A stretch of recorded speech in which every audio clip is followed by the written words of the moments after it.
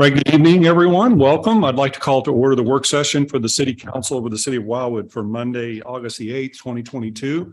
Ms. Eldridge, would you please call the roll? Mayor Bolin, Here. Councilmember Clark, Here. Councilmember Bartoni, Here. Councilmember Nyan, Here. Councilmember Farmer, Councilmember McCutcheon, Here. Councilmember Rainbow, Here. Councilmember Flasher, Here. Councilmember Garitano, Councilmember Brost, Here. Councilmember Edens, Here. Councilmember Ottenberg, Here. Councilmember Dodwell, Councilmember Bertolino, Here. Councilmember Jaxi, Here. Councilmember Hopper. Here. Okay, excellent. Welcome again. Before we get to our action items, we have 16 items under information other than the main meeting agenda items. Is there anything under information that any member of the council would like to discuss before we go to action items? Councilmember Clark? Yes, I have two. The first one is the Mergen Temple under the development trends. And I have a few questions about that.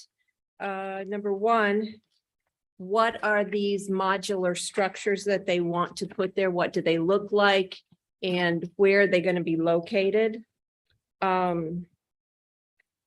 Will this create a traffic delay with the construction coming in and out? Because they have the one little drive at the corner of Turkey Track and 109, but coming out, they'll have to go right. There's no way for them to come out. They can't go back because Turkey Track is the one way. So that's one of my questions is how are they going to get in and out, ingress, egress to that? I don't know that that's been determined yet. This hasn't gone through planning and zoning and all sorts of things, but Mr. Benich, do you have a response? Yes, Mr. Mayor, and thank you. The department did receive Ms. Clark's questions from yesterday afternoon, and certainly we'll do our very best to answer them. But I would just advise Ms. Clark and the other city council members, we do have a land use process that'll develop all of the components that Ms. Clark's questions identified, as well as to provide opportunities for ample comments from all parties, nearby residents, planning and zoning commission members, architectural review board members, et cetera. But yes, we do have the questions and we will respond to them as soon as we can. Councilmember Clark. The other was on development trends as well. And I've noticed over the time that we've had that report that every time, bar two, that there's the top three issues are like 65%. And I think we've talked about this before, Mr. I can't remember who I talked to about it, but the 65% of those issues are three. So maybe if we can figure out a way to streamline those three, it would reduce the work delta by more than 50%. Just suggestion. Okay, thank you. Anything else under information before we go to the action items? Councilmember Edens. Yes, thank you for the memo regarding the additional guardrail on Route 100. I was just wondering if it would be possible to refer it to Admin and Public Works for further discussion. It's not under for action. Which item is this? This is kind of what I had brought up about the segment that was missing some guardrail along 100 and in the area where we had already had a motor vehicle exit towards the town center. And what agenda and where again? it's, so I missed it earlier during review. It might have been added later. That's all right.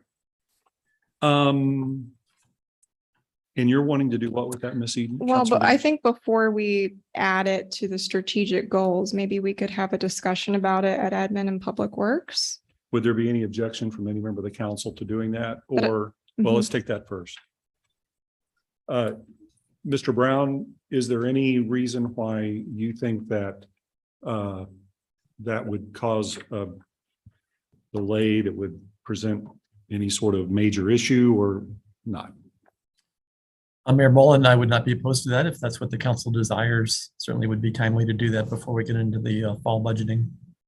Okay, Or I'm just excited to see that it has the potential to being added. I'm just trying to move it forward. So if the council is amenable to adding it to fall budgeting and looking for federal funding, I'm fine with that as well. okay, well, which do you want? Do you want a referral to admin PW, or, I mean, what would you prefer at this point? I would just prefer to add it because we've already had a documented motor vehicle incident on one segment that's proposed in this, Add it to, the strategic goals. okay, Councilmember Dodwell. I was just gonna ask that you refer that to admin public works, let them work through issues specifically, so that when we come back to strategic goal adjustments for our upcoming budget year, we can better, we can have our ducks in a row a little bit better. Okay, I'm fine with that too, as long as it makes it by next month. I think that'd be plenty of time for this fall. You're good with that? Mhm, Okay. refer any to the next objection agenda. To referral of, this is under information, item 4E1 to admin public works. Any objection to that? All right, seeing none, that's what will be done. Thank you, Councilmember Edens. Anything else from any member of the council before we go to our action items? Councilor Dodwell. Sorry, I was a little delayed getting here. On item number 2, the deer no feed ordinance. I didn't see in the ordinance itself what the repercussions would be if people were found feeding deer. Did we end up with a specific dollar amount that they might have to pay back to the city, or? City Attorney Young. It would fall under the city's general penalty provision. Okay, All right, thank you. Anything else under information before we go to action items? All right, seeing none, that takes us to our action items. And depending on how these go, we may come back under for information and go through a couple of agenda items for the main meeting. Councilor Bartoni. I was just gonna ask if we could do the second and maybe a miscellaneous before we go into closed session, since those shouldn't take a whole lot of time, and that way we don't have a rush to get out of the closed session.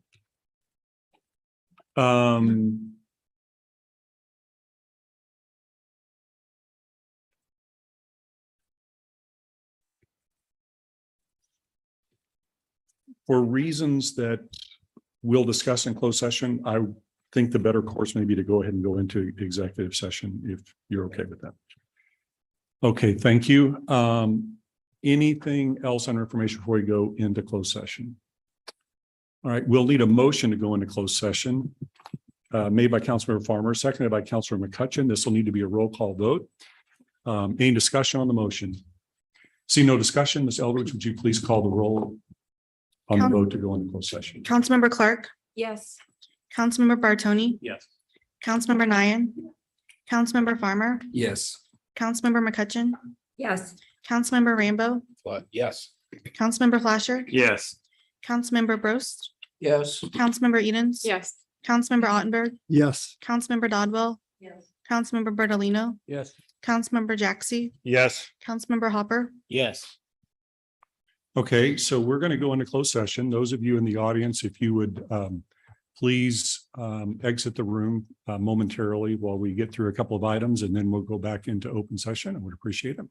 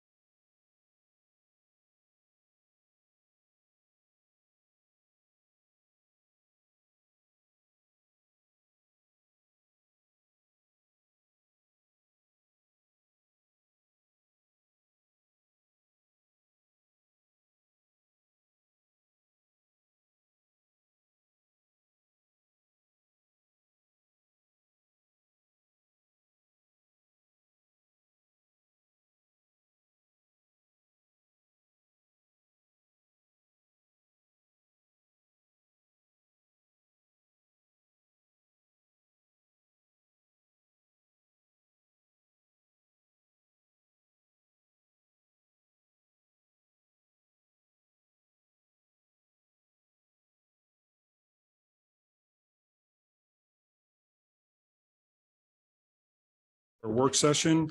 Mr. Benich, is he on with us? There he is. Mr. Benich, our next item is 2 applications for event planning partnership agreements. Can you please give us just a little bit of background here and let us know what you're wanting the council to do, please? Yes, sir, Mr. Mayor. Mr. Mayor, members of City Council, the Planning and Parks Committee received 2 event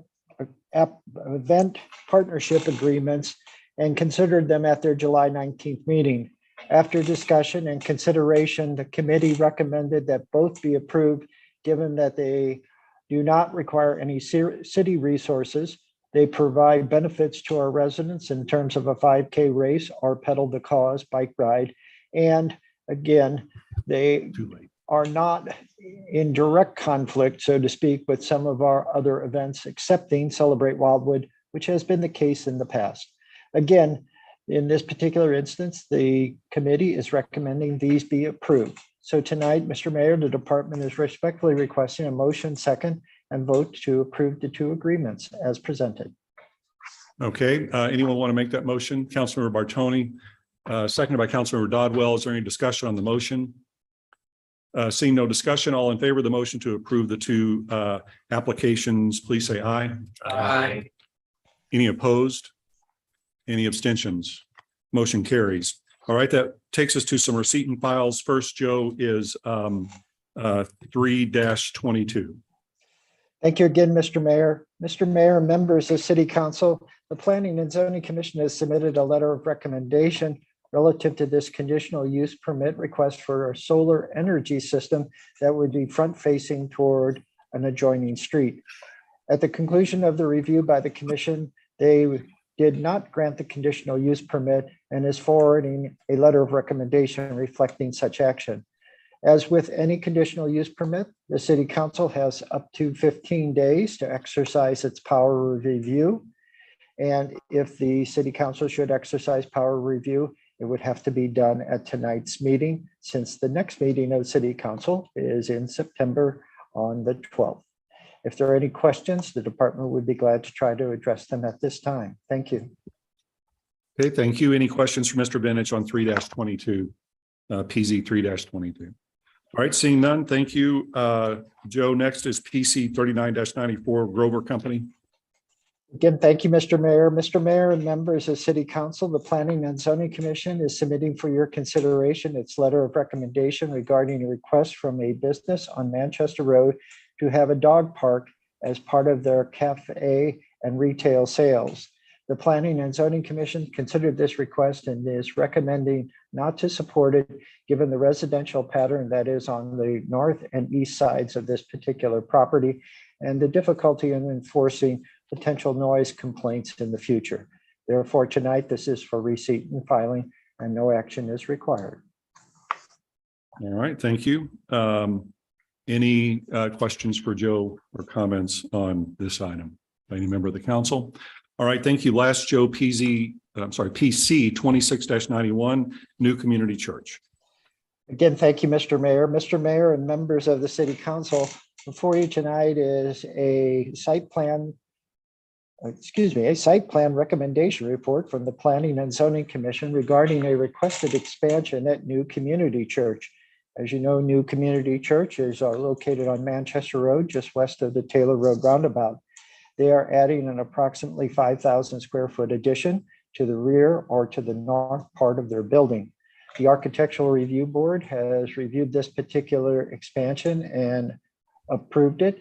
And then the Planning and Zoning Commission also reviewed the architecture of the building per the site-specific ordinance and the site development plan as amended and approved both. Tonight, they are for receipt and file, and as with the earlier 2, if there are any questions regarding the commission's action, the department would be glad to try to address them at this time. Thank you. Okay, thank you, Joe. Any questions?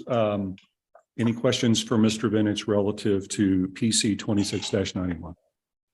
All right, seeing none. Before we adjourn, I just want to mention that we have a new member of our team with us this evening, Mr. Tom Lee, who's our Economic Development Communications Manager. You want to stand up so everyone sees you? All right, good. Welcome. Glad you're on our team. And with that, that takes us to the adjournment of the work session, unless anyone has anything further. Is there a motion to adjourn? Made by Councilmember Farmer, second by Councilmember Hopper. It's a non-debatable motion. All in favor of the motion to adjourn, please say aye. Aye. Any opposed? Any abstentions? Motion carries.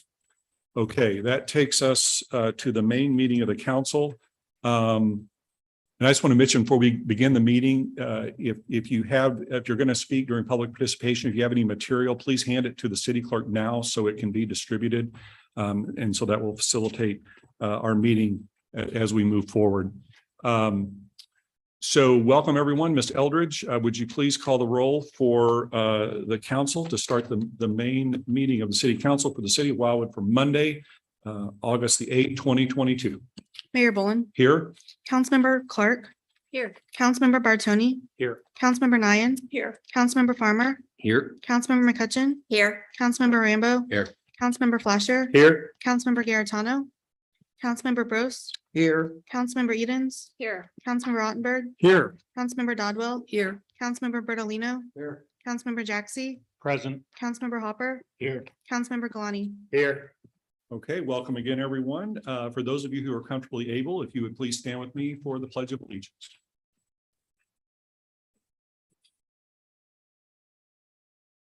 I pledge allegiance to the flag of the United States of America and to the republic for which it stands, one nation, under God, indivisible, with liberty and justice for all.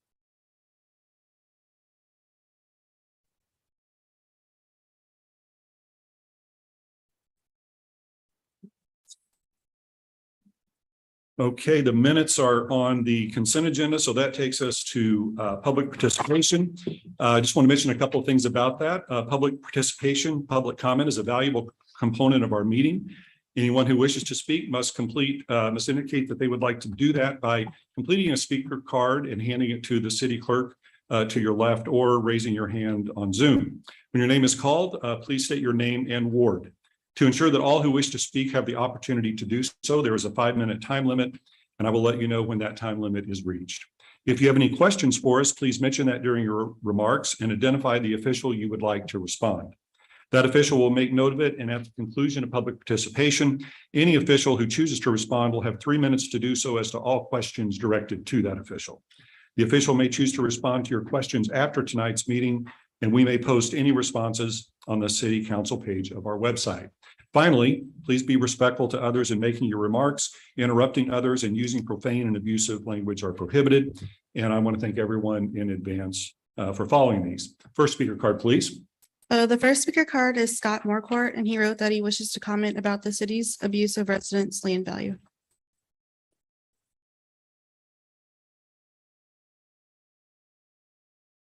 Good evening. As you are well aware, my name is Scott Marquardt and my address is 162 Strecker Road. For many months, I've presented fact after fact to you and to the Planning and Zoning Commission to show that my property is completely clean. 2 months ago, I was here and discussed how much confusion existed related to my properties. Later that evening, I even had to yell out in the middle of the meeting to stop the administration from misleading you yet again. Last month, I said I thought it seemed more like an intentional deceit than confusion.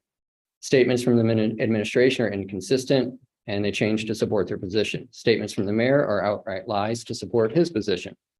Statements from some of the council members are inconsistent and lack any evidence. I have deliberated for the past 15 months to try to figure out why the city is so adamant to include my property in the SEOD. I have consistently had one theory, but hoped that you were better than that. That you as a group had a moral basis. That you would not punish my family for the city's benefit. The city has consistently declined open paths of communication because of pending legal matters, but declined to disclose what those matters are. Over the past many months, I've received numerous letters from an anonymous supporter outlining the exact same theory. Recently, I've received undeniable proof that the city, in my opinion anyways, is about to make a huge mistake. The proof supports my theory. Do not allow the Wesley Burns lawsuit to affect my property. I have nothing to do with that. Attorney Young tells you that it is your job to make a decision and it's his job to defend that decision. You made a decision to place the Strecker Forest site under the SCOD. It's his job to defend it. It is not your job to worry about spot zoning. My family should not suffer the consequences of Wildwood's questionable actions. Expose your fellow council members that are trying to punish the innocent, my family, to save their own tail.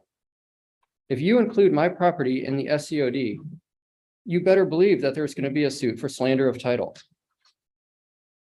In Missouri, landowners are able to recover the loss of value on a property. The evidence will also show that there was malicious intent by the city, and there will be extensive punitive damages awarded. The actions of the administration have been arbitrary and capricious. You were provided today by email with costs of the SCOD. Mr. Piontek talked about these same things last month. My family stands to suffer significant damages. I've already spent thousands of dollars on this matter. I've spent many hundreds of hours defending my property, standing here talking to you, researching. The costs of the testing that the city wants to have performed is over $250,000. Actually, that came out to over $300,000. It's probably closer to $500,000.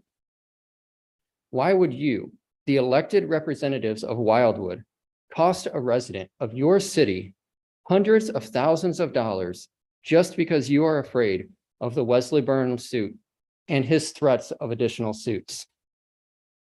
Do the right thing here tonight. As the mayor goes through the agenda, he's going to get to the first item on old business. And he's going to ask for a motion for a second reading. Do not make that motion. Instead, do what you know is morally right. There are two bills on the agenda. The city's asking you to make a final decision, but they've not provided you with any evidence to support their request. Speak up. Instead, make a motion to postpone these bills indefinitely. If you cannot comfortably do that, postpone until the city provides you with the evidence that you have asked for and you need to be able to feel comfortable to support this bill. I'm confident that the evidence does not exist. Please consider my family in your actions this evening. Thank you. Thank you. Next speaker card, please. The next speaker card is Tiffany Morcourt, wishing to comment about the property at 162 and 210 Strecker do not meet SCOD requirements.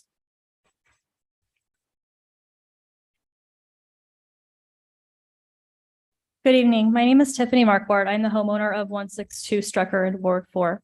We have been here many times. My husband, myself, and experts in the field have provided you multiple times with the factual evidence that clearly shows that neither of my properties meet the criteria to be included in the SCOD. Each time the administration has stated a reason to include one of our properties in the SCOD, we have provided evidence to refute their lie. We have asked many times for any contradictory evidence to be provided to us. The city of Wildwood has never provided any factual evidence to you or us that supports inclusion of my properties in the SCOD. Why? Because nothing exists. In fact, it's quite the opposite. The facts all show that both properties are safe for residential use. 162 has always been safe, and 210, the cleanup is complete and the property is safe. Wildwood choosing to have an opinion to not trust the federal oversight agency, the EPA, is just that, an opinion. Let's please work with evidence and facts when making these decisions about properties. I am tired of fighting this SCOD. This issue has cost so much time, money, and energy for me, for you, and the city. I'm ready to put this back in the past where it belongs. So if you have no evidence to show my property should be included in the SCOD, please do not allow the second reading tonight. Mayor Bolin is going to ask for a motion for the second reading. The city is asking you to take final action tonight without evidence to support their request. Please make a motion to postpone indefinitely or a motion to postpone until you are provided with evidence that supports the bill. Thank you. Thank you. Next speaker card, please. The next speaker card is Dan Stegman, wishing to comment about Ashley Grove. Be very brief. Dan Stegman, 16100 Swingley Ridge, Suite 210. Just wanted to see if there's any questions or comments about our 12 lot subdivision, actually one existing home, 11 new lots. We don't have we showed you a plan of a 2x1 garage. So you could just see it really is actually pretty good architecture. You'll see some over in Cherry Hills Estates over there look the same way. But I just wanted to briefly see if anybody had any questions that they want to ask, or if this was the appropriate time to see if you had any questions. We're talking to all the usual builders. They're all friends of mine. I've done business with all of them for 40 years. It's just a time right now where they've got actually more demand in their pipeline than they can get out. There's not workers to do it. I'm on the board of Builder Block, which is a huge, the biggest union carpentry contracting company, and we're sold out for 23. We don't have any labor left. So the reason, not because they're not interested or not because they think Wildwood's not a place to go, it's just right now it's a tough time to put stuff out in front of you when you're telling people it's third and fourth quarter before you get home. So I just want to give you a reason why we don't have somebody on board yet. The lots are going to be expensive. The home's going to be expensive. You've got good architectural guidelines that kind of dictate about everything you can and can't do, as far as the porches, the siding, the roof, the overhangs. It's very detailed. So I think you have good comfort with your current laws. So with that, I'll stop and see if anybody has any questions. Is it okay to ask if they have any questions? Well, so thank you for being here. First of all, this is actually a time for you and other commenters to say your piece, and we don't ask you questions. At this Okay, time. good. In respect of your time, I'm gonna stop. Okay, thank you so much. Next speaker card, please. The next speaker card is Dwayne Marquardt wishing to comment about 162 and 210 Strecker not included in the SCOD.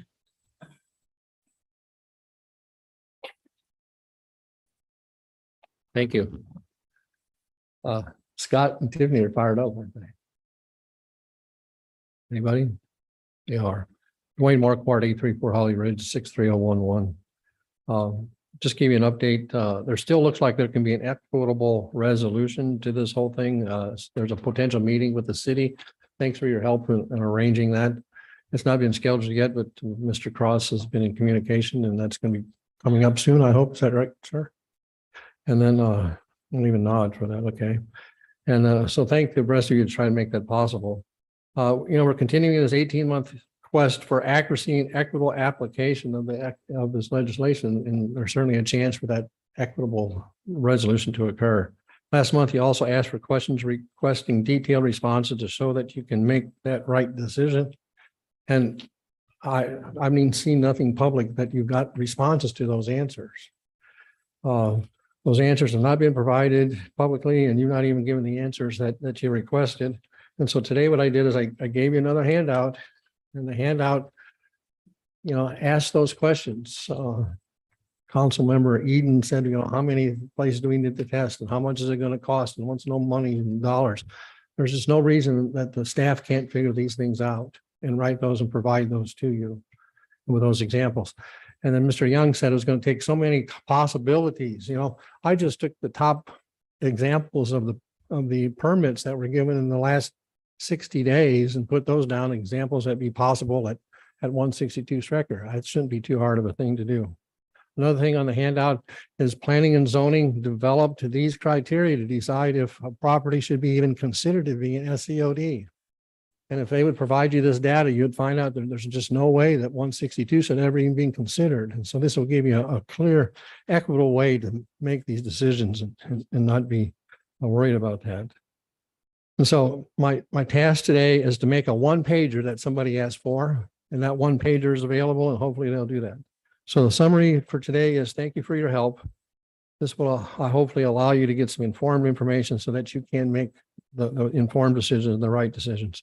Please talk with each other about these things in an equitable way for this family. Please do not rush this process. Please do not allow a second reading until at least we've met with the city. All right. Thank you so much. I appreciate your time. Thank you. Next speaker card, please. The next speaker card is Deborah Herring wishing to comment about the deer feeding bill.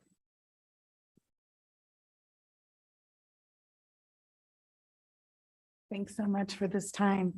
I wanted to speak to you all about this bill, simply because I'm coming from a different point of view, rather than where the bill was written for. I think it was written more towards subdivisions and HOAs and those type of environments where people apparently can't get to the talking points. So therefore, we get to the stage of writing bills. I drive about 30,000 miles a year on the road. So I'm not here to have a benefit or detriment about the deer. I'm here to speak on behalf of what seems to become the minority here in this community of farm and ag. And some of this wording in here is getting to the point where I could have Mrs. Kravitz going by my farm. And for some reason, she thinks that the hay that I have out there for my livestock, and because a deer is by there, all of a sudden I'm in violation of this law.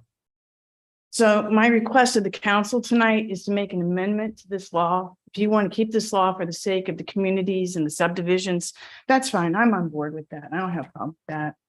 But I do have a problem when we become too litigious to where people like in my position already have a problem with other people in the community whenever I'm trying to provide food and stuff like that to the table of not only my family, but other people in the community as well. So if you could we write some exclusionary type of language in this bill to where those of us who are under farm and ag don't have to have these types of rules applied, so that 5 years down the road, when you all aren't here, you know, and this bill is in effect, I don't have to worry about it. I can go ahead and put food on the table. Thank you for your time. I appreciate that. Thank you. Next speaker card, please. The next speaker card is Keith Piontek wishing to comment about the SCOD in 210 Strecker Road. Hello, Keith Piontek, 4617 Vixen Circle in Wildwood. I'm a professional engineer with 35 years of experience in the investigation and assessment of environmentally impaired properties. In previous comments to the council, Scott Marquardt has pointed out that it's really easy to get confused about the environmental conditions on the various properties in the area of interest. And perhaps there's no better example of that than the fact that even the people that get paid to develop opinions on these properties can get it wrong. In November of 2020, the city retained an environmental consulting firm, Geotechnology, to perform a phase 1 environmental site assessment on a portion of the Marquardt properties targeted for sidewalk use. And their report concluded there was a problem on the Marquardt properties, a recognized environmental condition is the term of art. The problem was that in developing that conclusion, the report extensively cited another March 2016 report as the basis of that opinion. The March 2016 report, when you review that, it deals with some nearby properties, specifically the Strecker Forest and Bliss properties, but not the Callahan property. The geotechnology report cited the 2016 report for their conclusions on the inadequacy of dioxin testing and cleanup levels, completely inapplicable to the Marquardt property, as there's been dioxin testing on their property. It's never been found. Now, if the environmental professionals can get confused and get it wrong, so can the non-professionals. And I was at the last meeting where Councilwoman Dodwell, and I very much appreciate your forthright comments regarding your support for the SCOD on the 210 Strecker Road property, on the basis it could definitely use some additional testing. In an email that Scott Marquardt sent yesterday, I think all of you received it. He provided some points of clarification on the situation that was described by Councilwoman Dodwell. A point of clarification I would like to emphasize is the extensive testing that's already been done on that property. There's a 2015 EPA report that concluded the Strecker 210 Strecker Road property was safe for residential use. It included this figure, and I've provided a bunch of copies of that figure to you if you'd like to take a look at it. But what it shows is over 50 samples that were collected after the cleanup of the property. Those samples exist inside the barn, around the barn, in the area where the drums were removed, and the drainages downstream of the drums and the drainage downstream of the barn. There's been very extensive testing performed on this property.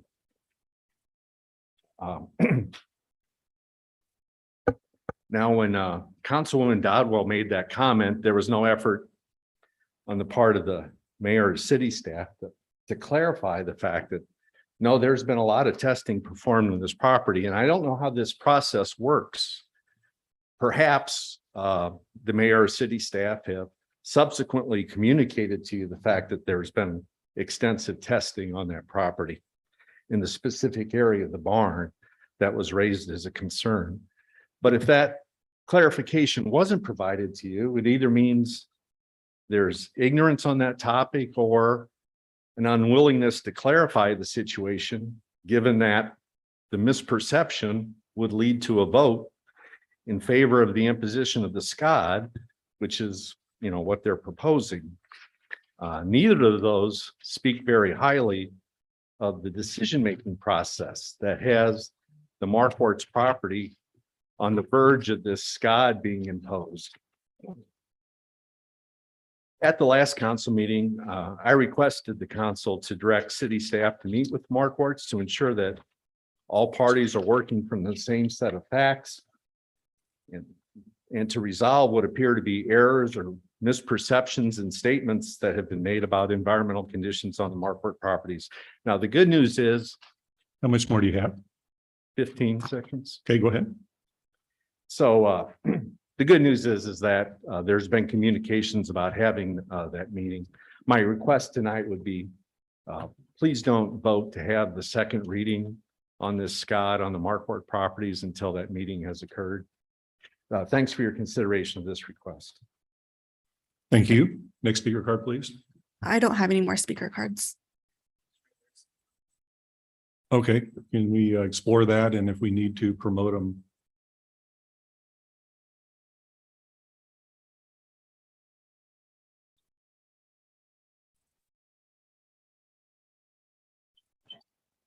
Hello, can you hear me? We can. Were you, before you begin, Mr. Oslop, were you online when we started public participation with the parameters for that? Did you hear all those? I believe so, 5 minutes and. You got it? Okay. Yep. If you just state your name and your ward and go ahead then. I'm not sure on the ward, but my name is Justin Alsop. I'm out at 18634 Hawks Trail Road off of 100 Hawks Rest subdivision. I'm not sure. That'd be Ward 6. Okay, Ward 6. So I don't know how many of you are familiar with it, but I'll give a quick recap of the Hawks Trail Road. I built my home 3 years ago. In the process of the build, right before we were about to break ground, they told me that I had to pay $5,000 to the city to put into a fund so that other houses in my neighborhood, if they were going to build on my road, everyone would contribute to then repair the road. There's only about maybe one buildable lot left on our road. And to my knowledge, I'm the only one that has paid $5,000 into this fund. And there's no resolution or no road repair in sight. So the homeowner association has kind of fought with the city, and that's beyond me, and that's not my battle tonight. My battle is to get my money refunded to me, as the road is not going to get repaired with $5,000, as I am the only one that's contributed on my whole street or the whole neighborhood. So the money's just been sitting there, my money, no one else's, and I need a resolution to that. I'm in kind of a financial strain and would appreciate my funds being refunded to me. The homeowner association and the city can continue to battle who's at fault or who's in charge of the road repair. But I know $5,000 isn't going to cut it. Even if it was, that wouldn't be fair to me or anyone else, because I was the only one that contributed. Also, the homeowners association did have a construction company come out and assess the road, and they said it was over $2,000 in their $200,000 in their estimate. So as you can see, the plan to take $5,000 for our new builders is a bad idea from the get-go and not really going to help anyone. So I just request a motion or whatever is needed to get my money refunded. Thank you for your time. Appreciate it. That's all I got. Thank you. Anyone else with hand raised on Zoom? Okay, and no other speaker cards. Okay, so I want to thank all of you who came this evening for public participation and participated in that, and for your comments. Moving next to mayor announcements and appointments, we did have as item number 1 a proclamation for the R&R Ranch. Unfortunately, the Rolfs are not able to be here this evening, so there's no objection. We'll postpone that to the September meeting. Any objection to postponement of the proclamation? All right, seeing none. That takes us to the next item, which is the Genie Hood Achievement Award. And I provided a memo to you on this. I just want to mention a couple of things. As I noted in the memo, my original plan was to present this to the Economic Development Committee. Genie was really very involved in our community, had one of its best known businesses. And so the idea, as you know, is to create an achievement award. And I wanted to get committee input before bringing it before the council. Relative, however, to the timing of this award for this year, and hopefully we would be able to announce it, the first recipient at our Wildwood celebration in September, and the publicizing of that and the meeting schedule of the Economic Development Committee. Unfortunately, the timing of it simply wouldn't work. So that's why it's before the council this evening. And I spoke with Chair Ottenberg of the Economic Development Committee about this before putting this on the agenda. Back to Genie. So she, as you know, had the 3 French hens. And in my opinion, based on everything I know, she was self-made and donated a lot of her time to the city. We do not have an achievement award. And so I think in her memory, this would be something very good for the city to do. And as I mentioned in the memo to you, this would recognize a Wildwood resident or business. I think there would be a preference for business, but someone may have achieved something that she would be very proud of that may not necessarily be a business person that we would want to honor each year. Excuse me. And I've provided the structure as to how we would go about this and who would decide and that sort of thing to get this kicked off and as we move forward. I also want to mention, and then I'll ask if there are any questions, that we have her granddaughter Ray with us this evening. Thank you so much for being here. And so that is the basis for the award, why I think that it would be good for the city to do. And I'm happy to entertain any questions in regard to this. Councilmember Ottenberg, did you want to say anything further relative to this? No, Mayor Boland, thank you. But I think you recapped our discussion that we had recently quite well. Thank you. Okay, thank you. Councilor Bertolino. Yeah, this is a excellent idea. Jeannie was such a wonderful person and what a contributor to our community for so many years. And I'm glad that they move forward with this. My only concern would be, I think it was written in there that we would have a recipient every year. Jeannie didn't have her success in 1 year. She worked long and hard to get where she was. I think it's a very high standard for any business to achieve what Jeannie did. I just would like the committee maybe to reconsider and say, maybe this shouldn't be an annual, because after a few years, you begin to say, well, we've got to pick somebody this year, as opposed to it being at a request of someone saying, hey, this individual or this business really deserves recognition. So I've just asked the committee to consider that. Well, so this, just for clarification, has not been presented to the committee for the reasons I mentioned. So this is the first impression here. So I think you raise a good point. I guess I would say this as a practical matter. We have 35,417 residents plus business owners that may or may not be residents. And I would like to think out of that vast number of people, we could find someone in our various wards each year that would be good to receive this. That said, let's say your concern presents itself. We simply find as this thing moves forward that we're not able to find someone each year. That can always be changed. But I would like to, I would recommend we start with a view to believing that there is someone out there every year of our vast population that would be warranted for this coveted award, I think it will become.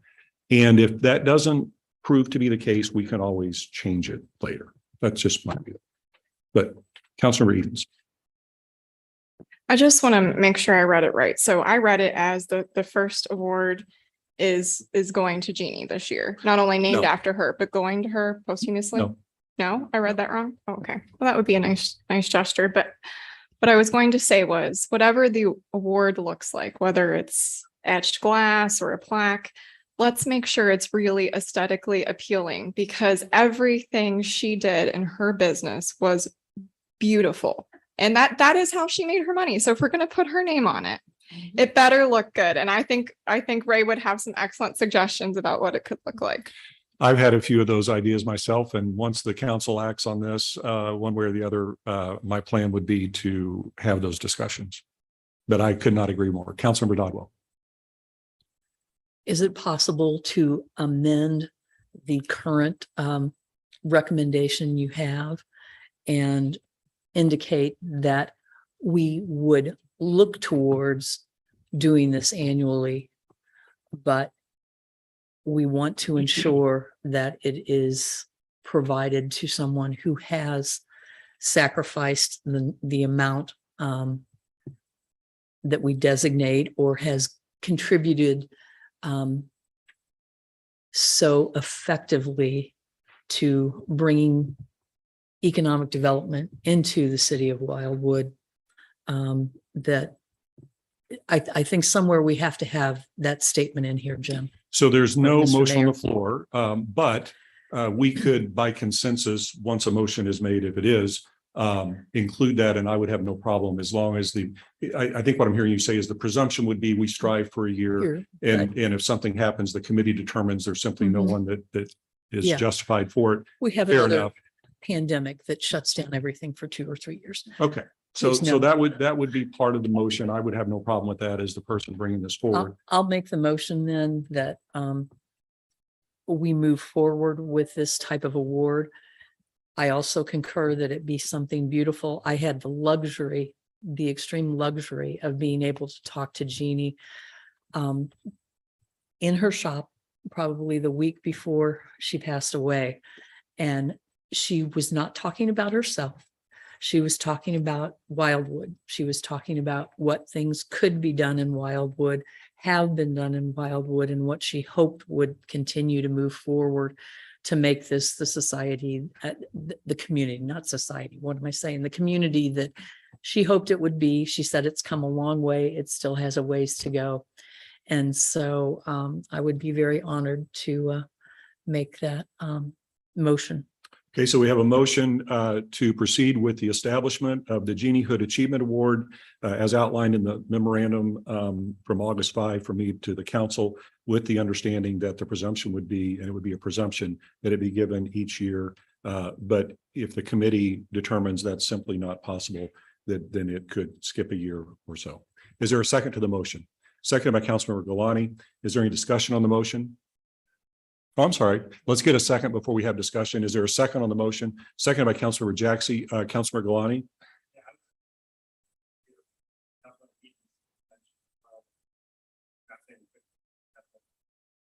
This year, whatnot, celebration, but I would advocate that we're going to call it the Achievement Award, that her family should be awarded national honor or on her behalf, whatever that award. Without objection, we will make sure that they receive one. Is there any objection to that? Okay, consider it done. Any other comments on the motion? Councilor Bartoni? Thank you. So on your memorandum, under like the section 5, and I guess if I have to make an amendment to the motion or whatever, can we add the economic development manager to the list of committee that would choose the recipient every year? We would have his or her input. I don't think we can put city team members on committees like this. Or is it a good idea or not to do that, I guess? I think we've had that discussion before about things, and the consensus was that they're by definition going to be providing their input. to something like this, as well as our city administrator. There was a passing thought about putting him on it, but my recollection is we've had discussion in the past about having employees from the city on official city committees. And my recollection, I could be wrong, is that I think our city attorney or someone told us that's not it. You want to speak to them? It was a discussion with the prior city administrator, and it was just deemed generally inadvisable.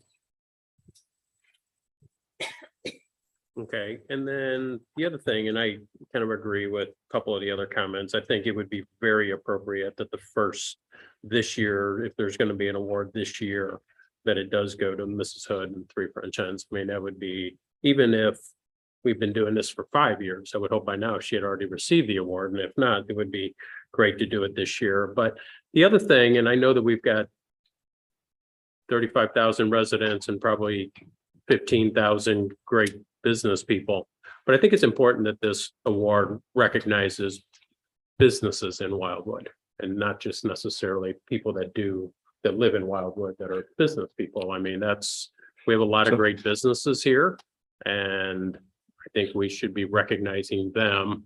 And if we ever get to the point, like Dave said, where we run out of businesses to recognize, or we don't know what to do, then we can just maybe support some people that are just business people that don't have business in Wildwood. But even if people have businesses that's, touch Wildwood or whatever, I think we need to be supporting our local businesses. I mean, that's one of the challenges that our new economic development manager has. We've had a lot of business owners come in here and talk to us that are looking for support from the city. I think this would be the first step that the city could do. So I guess I would like to amend the motion to where it has the award recipient needs to be a Wildwood based business.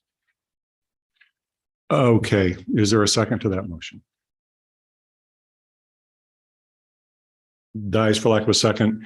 One thing I would just say relative to the comment, and I'm sort of I tried to balance the interest in creating, this document for you and the award itself. So these are potentially mutually exclusive points. I prepared this, and obviously we have the Economic Development Committee chair as a member of this, the group that's going to decide the recipient. And in my mind, and I think it comes through the document that I provided to you, the presumption would be, as I mentioned earlier, it would be a business that would get it, but not necessarily the case. And the reason for that is, back to the comment from over here, wanting to have not just a limited field of people that would result in this award not being given for maybe consecutive years, and also recognizing that while she was a business owner, I think she also appreciated achievement in any respect. And so that's why I expanded it. But again, the presumption would be, Councilor Bartoni, that it would be a business owner. But if the group decides it's someone else, then we're not getting into the problem from this side of the bench, which is there aren't enough people in the field to look at doing it. But in any event, that was my reasoning. The motion fails for lack of a second. So we're now back to the main motion. Any other discussion? See no discussion. All in favor of the motion as presented, please say aye. Aye. Any opposed? Any abstentions? The motion carries. Thank you so much for being here, Ray. Appreciate it. All right. Next is city administrator search. I also provided a memo to you relative to this. So Mr. Cross has indicated that there will come a point in time when he plans to retire. And I thought it would be best for the city to move forward with looking at a potential replacement in a methodical way rather than at the last minute. And so as you can see, I'm recommending that this be handled by our Admin Public Works Committee, which I believe it's right up its alley, so to speak, in terms of this type of thing. So that would be my recommendation. This would take a motion to refer the matter to the Admin Public Works Committee for it to begin work on it. Is there a motion to that effect or any questions? Councilor Ottenberg. So you have a motion to refer this to the Economic Development Administrative Economic Development Committee. Is there a second to the motion? Seconded by Councilmember Jaxie. Is there any discussion on the motion? See,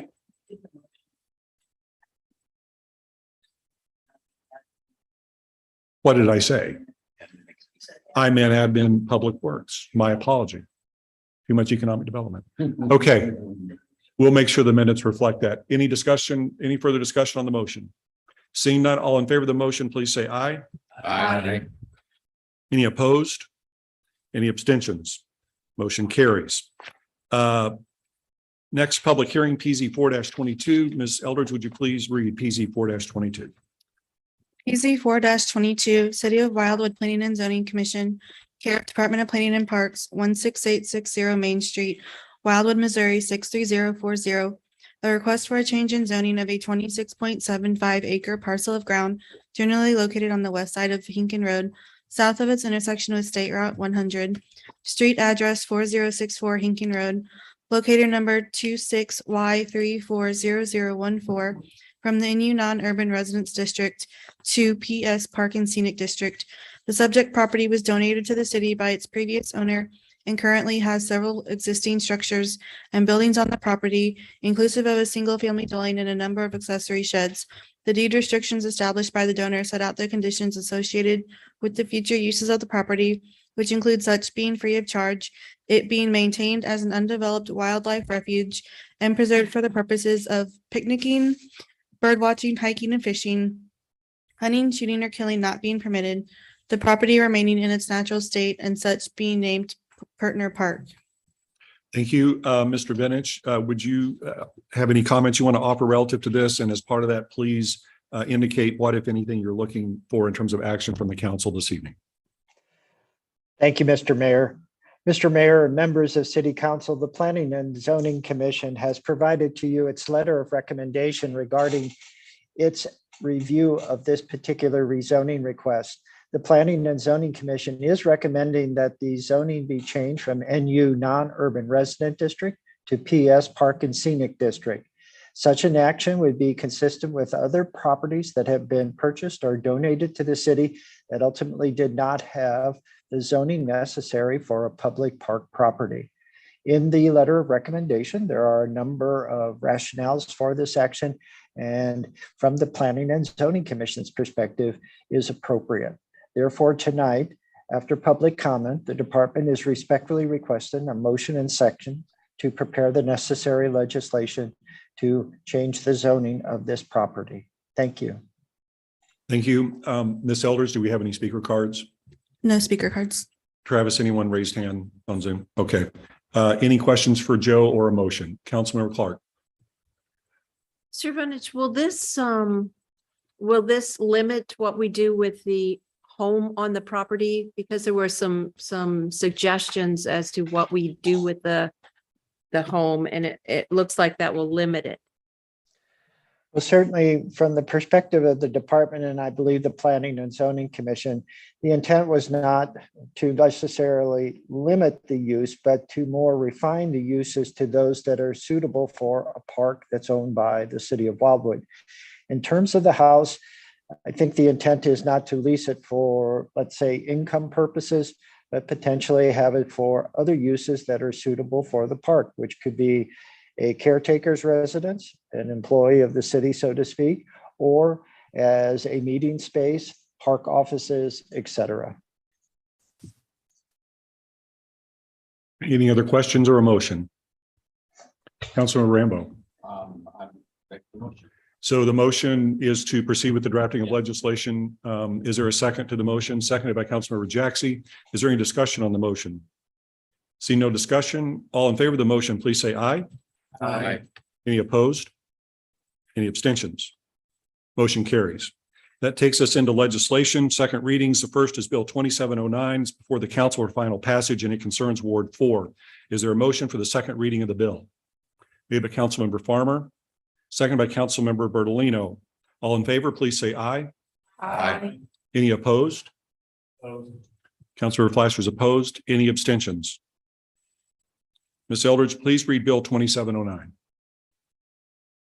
Bill 2709, an ordinance of the city of Wildwood, Missouri, amending the boundary of the Special Circumstances Overlay District, SCOD, by including therein a single legal lot of record, being identified herein as 162 Shecker Road, with said action being consistent with the letter of recommendation completed and submitted by the Planning and Zoning Commission dated April 4th, 2022, second reading. Thank you. So Mr. Bennett, as you know, we've had a lot of discussion on this. This is, I think, the third time or so it's been on the agenda with postponements and so forth. Do you have anything you want to add to the information that's been presented to the council? No, sir, Mr. Mayor, but again, the department will be available for any questions regarding the commission's letter of recommendation. Okay, which was to proceed with this, I believe. Yes, the Planning and Zoning Commission recommended that the special circumstances overlay district be applied to this particular property. Okay, thank you. Any questions for Joe or any discussions? Any discussion? See, Councilmember Bart Tony. Thank you. At the last council meeting, I had asked the question, I think the city attorney Young, if there was anything in this code or preventing the Markwarts from moving into the residence. Good. There's nothing in the SCOD that would prohibit that. Thank you. Any other questions, comments?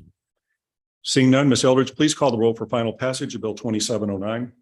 Councilmember Clark, Yes. Councilmember Bartoni, Yes.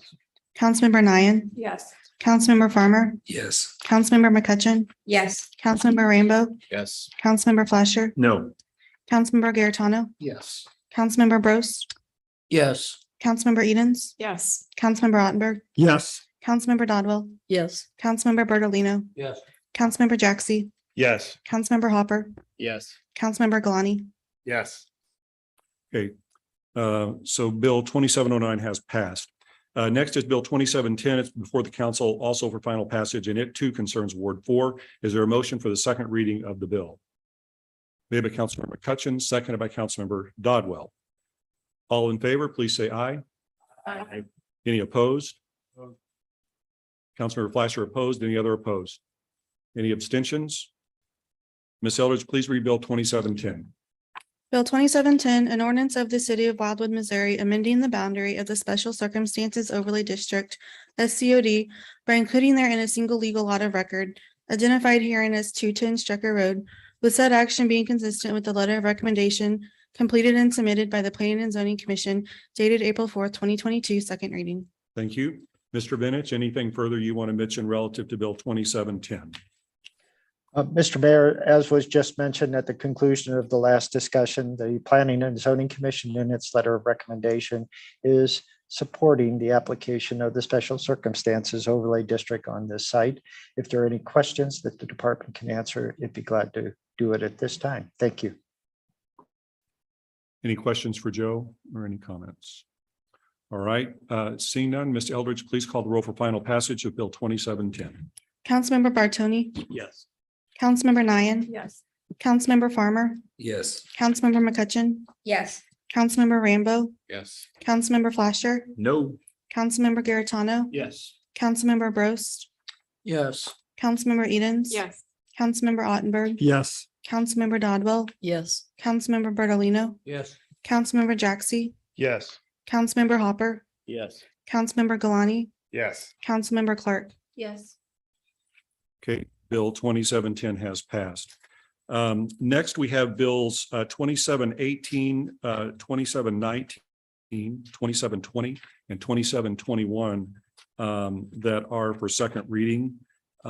Based on discussion of the council at the past meeting relative to these bills, I wanted to find out if you would have any objection to handling Bill 2718, which relates to short-term rentals, Bill 2720, which relates to a change from non-urban to R3, and Bill 2721, which relates to the 3-lot minor subdivision in Ward 6 cumulatively, and then we'll come back to Bill 2719. Would there be any objection to handling these bills in that manner? Okay, fair enough. Bill 2718, Bill 2720, and Bill 2721 are presented to the council for final passage. Bill 2718 concerning all wards, Bill 2720 concerning Ward 8, and Bill 2721 concerning Ward 6. Is there a motion for the second reading of the three bills? Made by Councilmember Bros, seconded by Councilmember Bertolino. All in favor, please say aye. Any opposed? Any abstentions? Ms. Eldridge, please read bills 2718, 2720, and 2721. Bill number 2718, an ordinance of the city of Wildwood, Missouri regarding PZ 24-21, City of Wildwood Planning and Zoning Commission, authorizing changes to the regulations that are associated with chapter 415.030 definitions, chapter 415.090 NU non-urban residence district, chapter 415.110 R1 1 acre residence district, chapter 415.120 R1 a 22,000 square foot residence district, chapter 415.130 R2 15,000 square foot residence district, chapter 415.140 R3 10,000 square foot residence district, chapter 415.150 R4 7,500 square foot residence district, and chapter 415.160 R6A 4,500 square foot residence district of the city of Wildwood zoning ordinance that are intended to clarify the allowances and or prohibitions for short-term rentals within this community. Second reading. Bill number 2720, an ordinance of the city of Wildwood, Missouri, authorizing a change in zoning from the NU non-urban residence district to the R3 10,000 square foot residence district for a 0.69 acre parcel of ground located at the southwest corner of Manchester Road and East Avenue and part of the city's town center area. Second reading. Bill number 2721, an ordinance of the city of Wildwood, Missouri, reauthorizing an approval of a record plat for a 3-lot minor subdivision of property, each parcel of ground exceeding 12 acres in size, located on the west side of Manchester Road, north of its intersection with Melrose Road, and to be known as Ziser Farm Subdivision. Second reading. Thank you. Mr. Bennett, do you have any comments on any of the three bills? No, sir, Mr. Mayor, but thank you. And to the city council, if there are any questions, I'd be glad to try to answer them at this time regarding the three items. Okay, thank you. Any questions from any member of the council as to any of the three bills? All right, seeing none, Ms. Eldridge, please call the roll for final passage of Bill 2718, Bill 2720, and Bill 2721. Councilmember Nian. Yes. Councilmember Farmer. Yes. Councilmember McCutcheon. Yes. Councilmember Rambo. Yes. Councilmember Flasher. Yes. Councilmember Garitano. Yes. Councilmember Brost. Yes. Councilmember Edens. Yes. Councilmember Ottenberg. Yes. Councilmember Dodwell. Yes. Councilmember Bertolino. Yes. Councilmember Jaxi. Yes. Councilmember Hopper. Yes. Councilmember Galani. Yes. Councilmember Clark. Yes. Councilmember Bartoni. Okay, the three bills have passed. The last of the second readings then is Bill 2719. It's also before the council for final passage and it concerns Ward 8. Is there a motion for the second reading of the bill? Made by Councilmember Galani. Is there a second? Second by Councilmember Bertolino. All in favor, please say aye. Aye. Any opposed? We have one opposed, Councilmember McCutcheon. Any other opposed? Any abstentions? Ms. Eldridge, please read Bill 2719. Bill 2719, an ordinance of the city of Wildwood, Missouri regarding PZ 28-21 Ashley Grove, Cypress Real Estate LLC, care of Daniel Stegman, authorizing a change in zoning from the NU non-urban residence district to the R3 10,000 square foot residence district, along with the planned residential overlay district, PRD, for a 5 acre parcel of ground located on the west side of Center Avenue, south of its intersection with Manchester Road, and approving 11 new single-family dwellings, along with the retention of the existing residents, all being on individual lots of record, with street improvements, common ground, and required stormwater and public space areas. Second reading. Okay, thank you. Mr. Bennett, anything you want to mention? I know that at the last meeting, I believe there was a request for elevations, and those have been provided in your August 8, 2022 letter to the council, which I'm assuming everyone has seen. Anything else you want to mention relative to Bill 2719, Mr. Bennett? Just one item, Mr. Mayor, if I may. Mr. Mayor, members of City Council, I want to assure you that the Planning and Zoning Commission, two of which its members are part, one is part of the City Council and the other is the mayor, is as concerned about consistency and compatibility of new residences around existing residential subdivisions. And as part of the memorandum there, the mayor mentioned, the department did identify a number of items relating to architecture that is required as part of this bill and would be applied to any new homes that are proposed regardless of developer on this site. The department would be glad to answer any questions regarding the bill or the action of the Planning and Zoning Commission at this time. Thank you. Thank you. Any questions for Joe or any comments? Councilmember Edens? Yeah, from the other meeting, and I mean, that was last month. I remembered it as 12 homes and 2 homes were the hiccup with the garage style. The memo says 12 homes, but on the language of the bill, it says 11. Mr. Benich? Ms. Edens, it says 11 new single-family dwellings on individual lots with the retention of the existing residents. That would equal 12, ma'am. Sorry for the Okay. confusion. I'm sorry. Okay, so of those 12, only 11 are new construction, and of the 11, 2 are still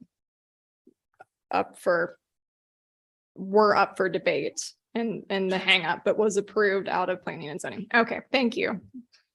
Ms. Edens, there was actually 3 of the 11 new residences will have the 2-in-1 garage configuration, not just 2. Thank you. Okay. Councilmember Garetano? Yeah, I just wanted to find out about the elevations because as I'm looking at the report that's dated August 8, 2022, that appears to be an email with a sample drawing. So I just want to make sure, is that exactly what we're expecting when this development gets built? Or is it something else? Mr. Benich? Mr. Garetano, I would not guarantee that this would be the exact architectural style or design of the 11 new residences. What I would suggest is that Mr. Stegman has provided a architectural rendering from one of the potential developers of this site and is using this as an example, but I would not guarantee such, sir. All right, and follow-up question for you, Joe. You had noted in your report that you have included several conditions in the letter of recommendation that will be included if the assumption is made that this legislation passes tonight. So these conditions here, should they be approved, they must be met, right? There is no ability to change unless it comes back to, is it the city council or does it have to go to planning and zoning? In terms of the architecture, Mr. Garetano, the department first would review any submittal of renderings before it went to architectural review. And so the sequence would be Department of Planning, Architectural Review Board, and then the elevations as approved would be a receive and file at City Council. And if I may, Councilor Garetano. That's right. Just as a follow-up, the council may recall that within the last year, the date escapes me, we modified the procedure relative to review of architectural review board decisions, excuse me, whereas previously they were not reviewable by the city council, they now are. And that's why it would be coming to the council. Thank you, Mr. Mayor. Forgot that. It's all right. Any other questions, Councilmember Garetano? No other questions. Any other questions for Joe? Councilmember Galani?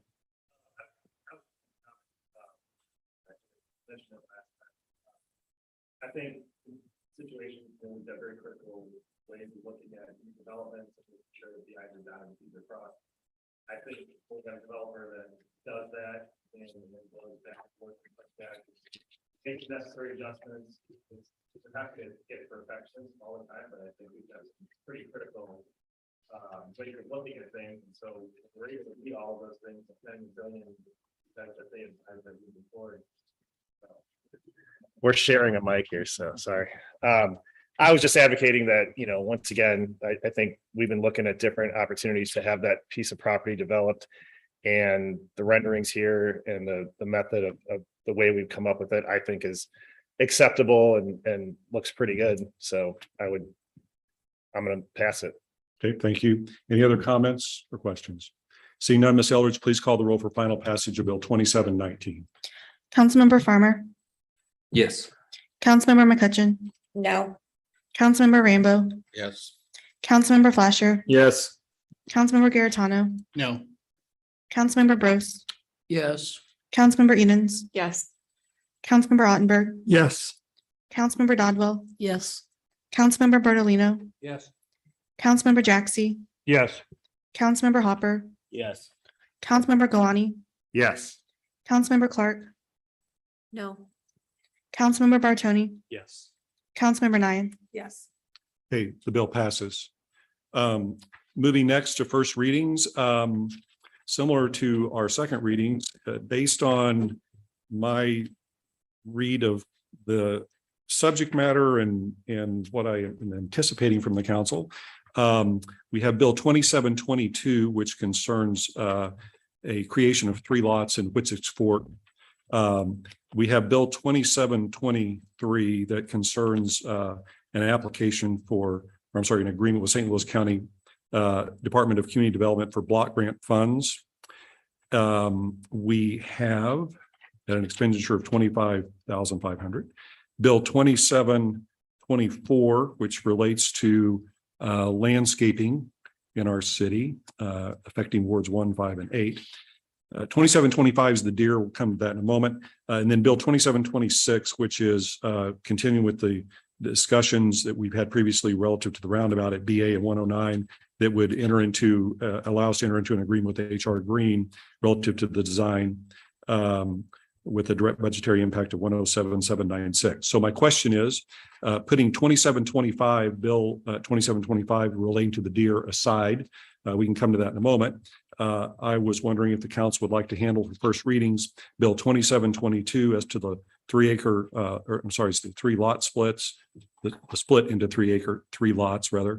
Bill 2723 for the block grant, Bill 2724 for the landscaping, and Bill 2726 for the BA roundabout as one item in total, in mass.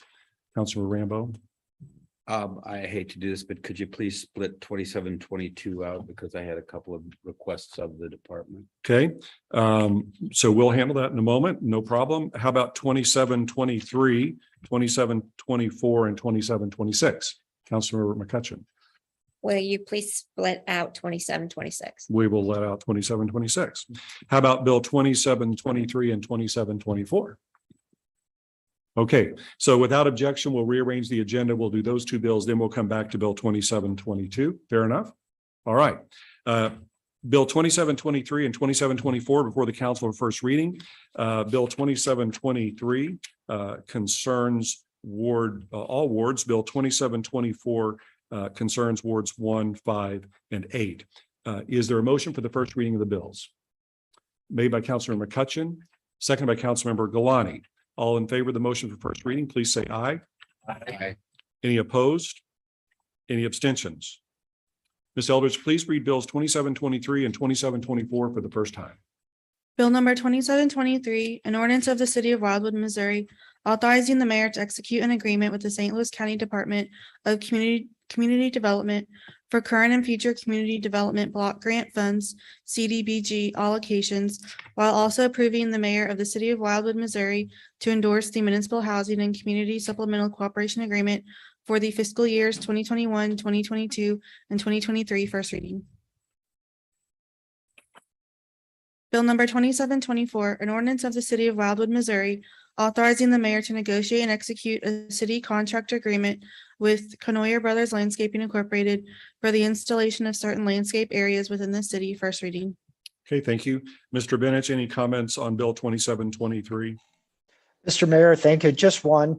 That actual $25,500 is to the city. We're not paying it to the county. Thank you. Thank you. Any questions for Joe relative to Bill 2723? Councilor Dodwell? That's fine. All right, no questions for Joe relative to Bill 2724. Rick, anything you want to mention? Thank you, Mayor. I have nothing to add, but I'm available for any questions or comments. Okay, Councilmember Dodwell.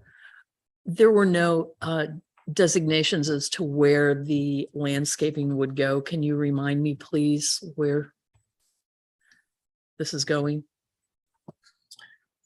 Yes, if you reference my memo, there are 4 different areas that we are proposing to landscape One is the median of Route 100 out past 109 near Mueller Roads and Wild Horse Okay.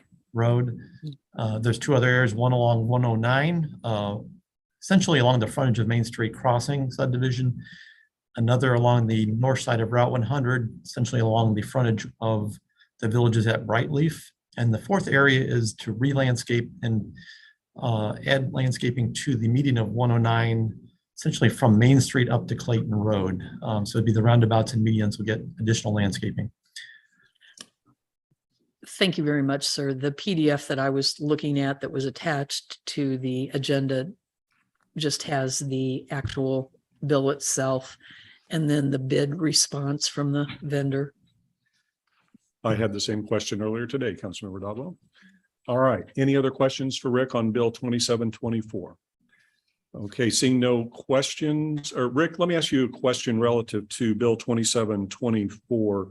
Given the time of year that we're in, is there a need to have a second reading for this, or is it okay to keep it for the next meeting? Mayor, we were planning to have a second reading in September, and that would be fine with our schedule. Okay, that's fine. Just wanted to see. All right. So both Bill 2723 and 2724 will be on the agenda for the next council meeting. Let's go back now to Bill 2722 is before the council first reading. It concerns Ward 6. Is there a motion for the first reading of the bill? Made by Councilmember Jackson, second by Councilmember Rambo. All in favor, please say aye. Aye. Any opposed? Any abstentions? Ms. Eldridge, please read Bill 2722 for the first time. Bill number 2722, an ordinance of the city of Wildwood, Missouri, authorizing a minor subdivision plat that will result in the creation of 3 lots of record, which are all part of a tract of land of the U.S. Survey 766 Township 44 North, Range 4 East of the 5th Principal Meridian, located on the west side of State Route 109 at its intersection with Whitsets Fork Road, and to be hereafter known as the 3303 Whitsets Fork Road subdivision. First reading. Thank you. Mr. Bennett, anything you want to mention further relative to Bill 2722? Mr. Mayor, just one item. Mr. Mayor and members of City Council, as you can see, one of the lots that is proposed as part of this subdivision is in the NU non-urban resident district, but just an acre in size. This particular lot went before the city's Board of Adjustment and was authorized at that minimum lot area. So just wanted to explain why that looks a little unusual. Thank you. Thank you. Councilor Rambo, did you have a question or something? Yes, I did.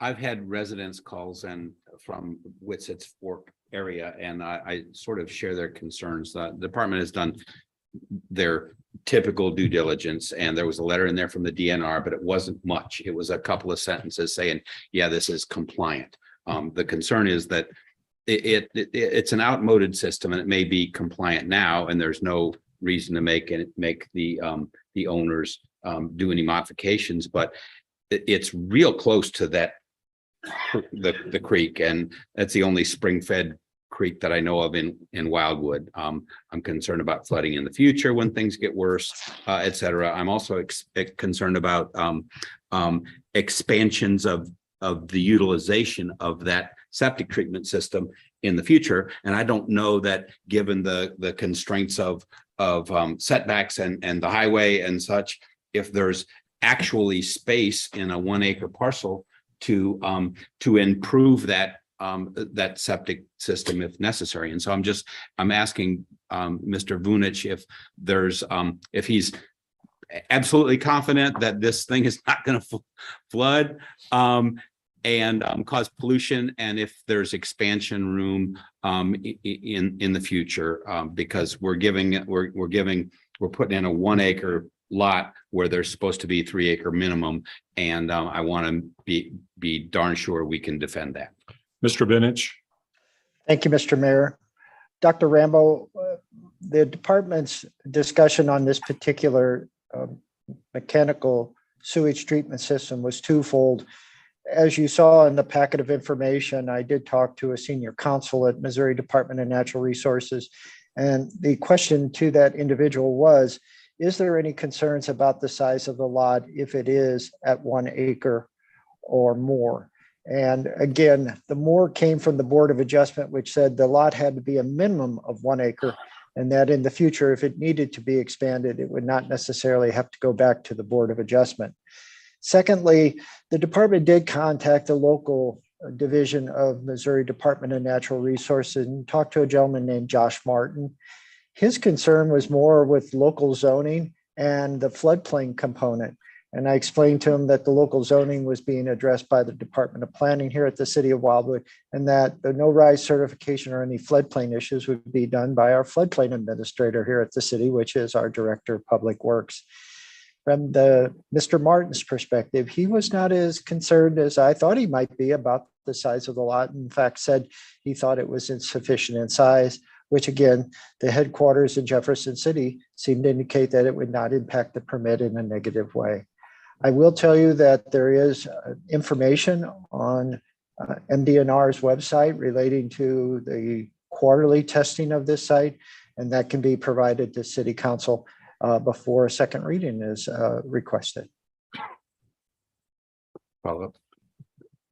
Mr. Brown, do you know the elevation of that treatment facility in relation to the creek? I'm wondering, is it outside the floodplain and so forth? It sounds like you folks are both comfortable with it. So I'm trying to get myself comfortable with it tonight so we can move forward. Councilmember, to be honest, I've not looked at this, so I'd have to take some time, and I could do that between now and the next meeting if you like, but I really haven't reviewed that in that manner yet.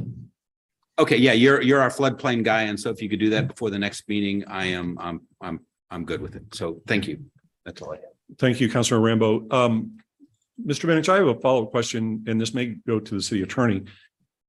Actually, it's a two-part question. First, what is the reason specifically for having a 1 acre? Why is the need to have a 1 acre lot here? The acreage size for the mechanical sewage treatment system was premised on the Rockwood School District and its request for such, not so much equine assisted therapy, which is purchasing the lot to the south, so to speak, nor the LaSalle Institute, which will retain ownership of the lot to the north. It was driven more by the Rockwood School District, and certainly the department explored this particular consideration with the city attorney, and I would defer to him if there are any comments he'd like to provide. Well, before we do that, I have a question for him, but I'm still not clear on what the bottom line is. Who wants the 1 acre lot and why? Rockwood School District, and their feeling is that currently the lease they have with LaSalle Institute is only for 22,000 square feet. They're doubling the size of the lot to ensure that the treatment facility can expand if necessary in the future. It hasn't since 1992 when the school was authorized by St. Louis County. And so their feeling was, we don't need 3 acres, so why should we purchase it? Okay, well, City Attorney Young, my question is for you, and Joe alluded to this.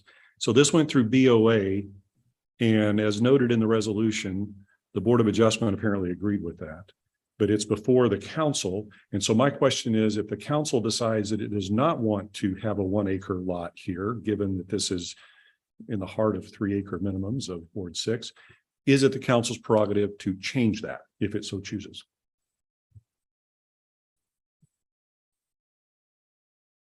The city cannot arbitrarily overrule a variance now. Well, so I guess I'll ask it a different way. Is the city bound to the 1 acre lot in this bill, or can it expand it to 3? Well, the variance that was granted was to provide a variance from the 3 acre requirement to 1 acre. And the BOA has the authority to do that? I mean, it seems to me that's a legislative sort of P and Z CUP issue, not a Board of Adjustment. Well, the code requirement requires 3 acres.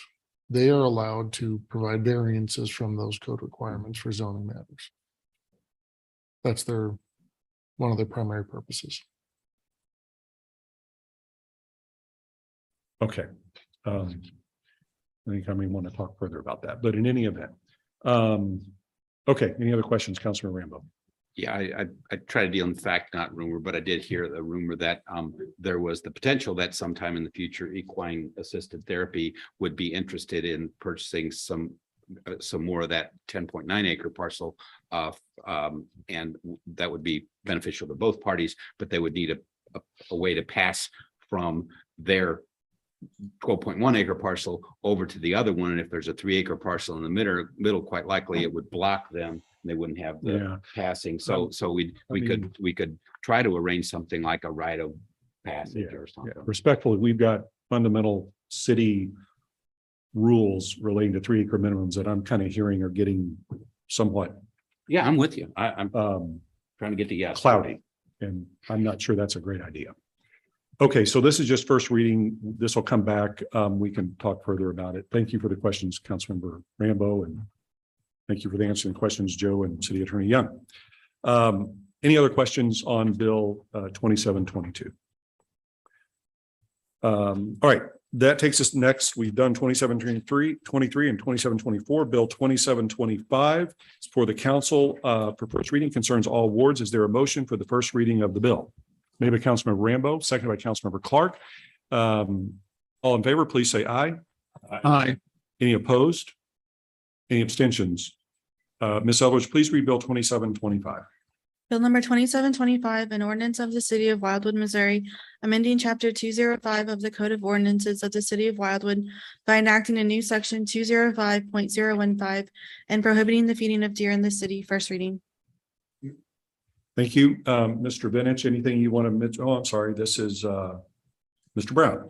Mr. Brown, anything you want to mention relative to this beyond the information the council has been provided? I have nothing to add, Mayor. This is a result of an item on the agenda for admin public work, so it's presented for first reading tonight. Okay. Councilmember Nyan. I just have a question in regards to what Ms. Harris spoke about. Would letter B under there, I mean, the way I read it, and I could be reading it incorrectly, where it says, putting out hay, grain, etc., with the intent to attract or feed white-tailed deer on public or private lands. So would that negate any hay or anything that she's putting out for other animal feeding? City Attorney Young. The short answer to that is yes. We love short answers. Thank you. Yes. Yes, what? Why don't you explain why that would be the case? Well, it does require intent. Now, I will say the longer answer goes to paragraph D that states that there's a rebuttable presumption that if there's hay there, we're going to assume that that's why you're doing it. That becomes a little bit more problematic in this context. So with that in mind, I would not mind taking a look to address the concerns that have been raised. Yeah, so, and I was going to suggest that, given the speaker earlier, this is just first reading, and we certainly want to get it right. So I would, without objection from the council, and this may take care of a lot of the comments and hands I see flying up around the table, is that we ask our city attorney to, with all due respect, we know you do great work, but to take another look at this and just make absolutely certain that there are no unintended, what I would call unintended consequences relative to not only potential prosecutions that we wouldn't necessarily be interested with the scope of this, but also just the way this thing gets addressed and handled. This is a very sensitive issue for our city. We need to just get it exactly right. So is there any objection to that occurring between now and the second reading at the next council meeting? Okay, seeing no objection, that's what we will do. Councilmember Rambo. That implies that we should send our comments and observations to Mr. Sure. Young. Anyone can do that. Yeah, right. Yep. Okay, great. Yeah, because I have a couple that I think are meaningful. So thank you. Councilmember Edens. Yes, thank you for bringing your concerns to our attention. Ms. Herring, when I heard you speak, you were concerned that you would be, that when deer would liberate your feed So for other, I have a question. We can't, we have to. I know, I'm just Okay, restating. okay. I'm not directly asking her to answer me. Okay. I heard her concerns is that she was worried the deer would liberate her feed for other purposes. But she did use the phrase take food off the table, and that could be interpreted as two ways. One, that it was for related to a business. But I wasn't sure if there was also an implication that there was a hope to bait and then call the deer and then harvest the deer meat. And so if that's the case, part of the intent of this is when we do a deer management plan in the future, we would like the deer to come to any bait that's part of a call program to our bait and not to another neighborhood's feeding ground. And so I just want to make sure that the concerns were related to unintentional feeding and not something that we may be concerned about having unintended consequences for the successful calling that we are trying to do. We're trying to get the deer population lower. And the reason why we didn't phrase it, and this was a discussion in the committee, to exclude certain areas that may be more likely to have agriculture, is because you may have agricultural business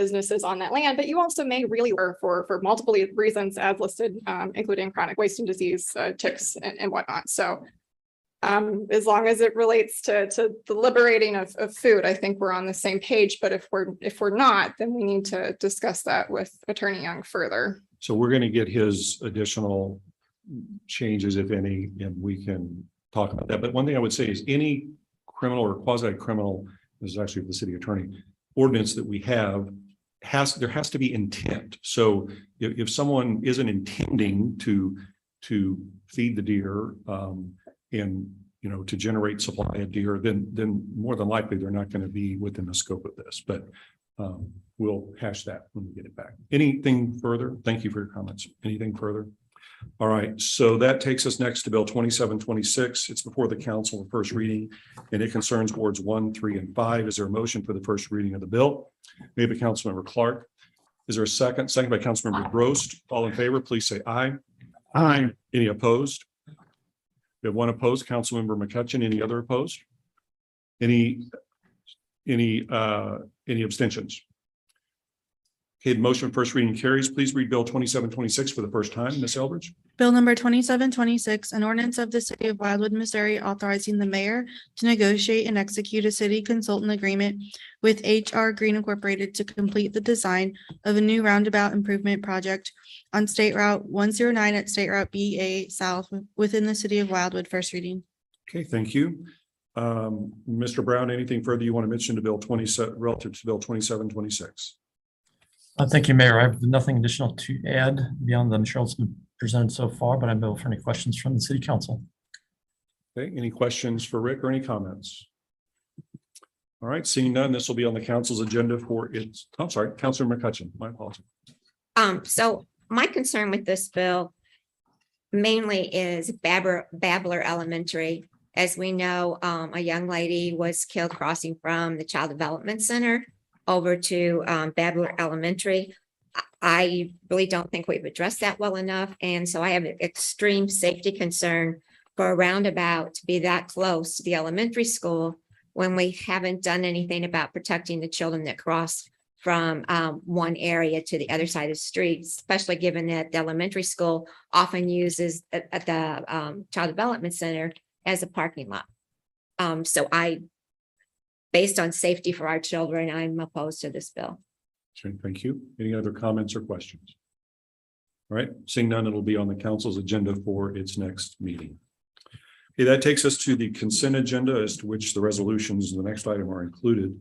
Consent agenda includes minutes from the last meeting, the grant of authority for me to approve expenditures, which, as you know, between meetings, we run by the council before I do that. As a matter of course, we have 4 appointments. Actually, several of these are reappointments. The first, and he's been waiting patiently with us this evening, Mr. Kevin Gleason from Ward 6 to our Board of Public Safety. Thank you so much for being here, Mr. Gleason. Reappointment of Ms. Susan Seibert to the Board of Ethics, reappointment of Mr. Stan Parsons to the Board of Ethics, and the appointment of Mr. Jim Van Ness to our Board of Adjustment. Any questions on the appointments? Okay. Next, we have resolutions. We have 3 of those. 2022-20, which is the application to the East-West Gateway and the Missouri Department of Transportation for federal funding for bike and pedestrian facilities that concerns Ward 8, 248,000. And the strategic plan items are listed under each of these, as you know. Resolution Resolution 2022-21, which is also an application to East West Gateway Council of Governments and Department of Transportation to proceed with funding for the construction of Green Pines Park Connector path. And then resolution lastly 2022-22, which is endorsing and committing the sum of $700,000 to the municipal park grant program for the development of Village Green. So my assumption was that as to those three resolutions, that the council would be fine handling those in unison under the consent agenda. And hopefully I can redeem myself from making a mistake earlier on that. So assumption, and then the minutes and appointments. So the way this works is, you know, if you're good with the minutes, the appointments and the resolutions, it takes a motion to approve the consent agenda and it's all done in mass. Are there any questions or a motion to that effect? Councilmember Farmer, motion to approve the consent agenda is presented. Second by Councilmember Ottenberg. Is there a motion, or I'm sorry, is there any discussion by any member of the council or any questions relative to approving the consent agenda as presented? Seeing none, all in favor of the motion to approve the consent agenda, please say aye. Aye. Any opposed? Any abstentions? Motion passes. And Mr. Gleason, thank you again for being here and welcome to the team. Very, very honored to have you and be part of our Board of Public Safety. All right. Anything under miscellaneous before we go to adjournment? Councilmember Bartoni. Thank you. So Lauren and I had a resident reach out, and I guess in their subdivision, there's somebody buying up a lot of houses and not moving in, but just renting them out for rent. Doesn't sound like it's short term, if they're renting them out long term for a year at a time. Does the city have anything in place that would prevent that? I'm not aware of any regulation that we have that would allow us to stop. Yeah, and the One can caveat. HOAs put Yeah. something in place? They can, but Yes. once the HOA is established, I know there's additional hurdles and everything, but he can go the HOA route. What I was just going to say, Councilor Bartoni, and follow up to the city attorney, is oftentimes the HOA will have restrictions in place that prohibit that already. And I don't know if he's looked at that or she has looked at that. Well, But they have, and their HOA does not. Oh. Yeah, and that's why he was kind of hoping that the city had something in place. they may want to have that discussion. Well, yeah, they're just tough once those HOAs are. Of course. And I got one more thing, if I may, please. This would probably be for City Administrator Cross. Couple of our favorite topic. Can you tell us what's going on with that trailer that was supposed to have been gone by yesterday? City Administrator Cross. Thank you, Mr. Mayor. Yes, it was, the schedule was to have it removed by August the 7th. We received communication from Mr. Kennedy, Mr. Vunich and I received communication asking for an extension. He said he's working diligently, but and this came late today. So Mr. Vunich and I have not spoken about it. He came to me and said, can we give him an extension? And I said, no. So then Mr. Vunich and I will be talking more about it tomorrow. So to see what our next steps are, but you are correct that he did not hit the deadline, the 30 days that we gave him. So we're on it. I would predict that the trailer will be moved sooner rather than later. Just something. Okay. Anything else under miscellaneous? Councilman Rambo. Very quickly, yeah. Mr. Alsop came, I've never met the man or spoken to him. He had evidently a legitimate complaint, but it seems to be a classic HOA kind of thing. So there's, I'm wondering how we can close the loop again. there's it's very involved. I've actually met several times with the Hawks Rest subdivision. Oh, okay. And so that's okay. What I would encourage, just because of all the background involved, and Mr. Vintage is going to need to get involved in it, it has to do at its genesis with an approval that was done by St. Louis County, unfortunately, right about the time the city of Wildwood was being incorporated. And we now have the effects of that.